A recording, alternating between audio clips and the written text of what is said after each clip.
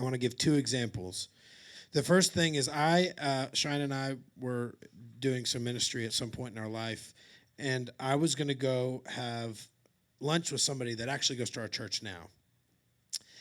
And the person, the pastor told me that he doesn't think there's any reason for me to go because this person doesn't tithe. There's no reason to go meet with them because they don't tithe. Yep. Now, I need you to hear me. At that time, I was very, very offended because I thought, what does that have to do with anything? Now, when suddenly things become about numbers and finances, more people, bigger buildings, better sound system, cooler music, whatever. I don't know, whatever the thing is. When it becomes about that, we lose sight of what God has called us to do. Go and make disciples. Yeah. Hear me. But as we talk about larger things growing, right? The example that I'm given often is healthy things grow, right? If it's healthy, it's growing. Well, Crystal just said, so do plants. Yeah. But are they rooted and growing in Christ? Right. The example I have in the Bible is the mulberry tree or the sycamore tree, depending on your translation.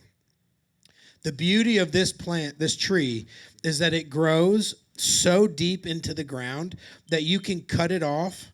You can cut it off right at the ground level, and within a few weeks, it'll grow right back. It doesn't need much water. It grows out in the middle of the desert, which is why it's in the Middle East. And the beauty of it is its root system is so deep and so rooted into the ground that if you were to even, if you cut it right off, it's going to be just fine. So even when we get cut off, what we feel like we get cut off, whether it's the Lord trimming and pruning us, the beauty of our walk with Christ is we are successful when our roots take root into the ground, into Him, into Christ. And it took me a long, long time to understand intimacy with Christ, the joy of the Lord, the peace of the Lord. And I feel like I've just scraped the surface. I'm so excited about how deep there is. And not just for me to go deeper, but to be with Him. And so my mindset is, over the last 8 years, has shifted from, okay, I need to know more of the Bible. Probably need to learn how to preach better. Probably need to learn Greek. Probably need to learn Hebrew. Now I need to learn Spanish. I don't even speak English well, but bring on Spanish. And so, there are so many things. Okay, I need to read this book. I need to read this book. How do I lead well? Okay, how do we get tithes and offerings? What do we do for a building? How do we get people to serve? Okay, they're going to leave because now they're not serving the way they think they should be serving. Okay, now we got to get more people involved. We need to have more meetings. Okay, now we need to do deliverance. Okay, that's messy. So how do you do deliverance? Do you block that off? Do you, who do we talk to about that? There are so many things that could so infiltrate and consume.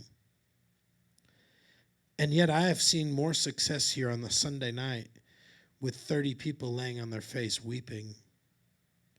To me, when I see the Lord touching people, myself included, I am seeing success. Not just flying out and falling out and having fun. That's great. That's amazing. You could do that a lot of places.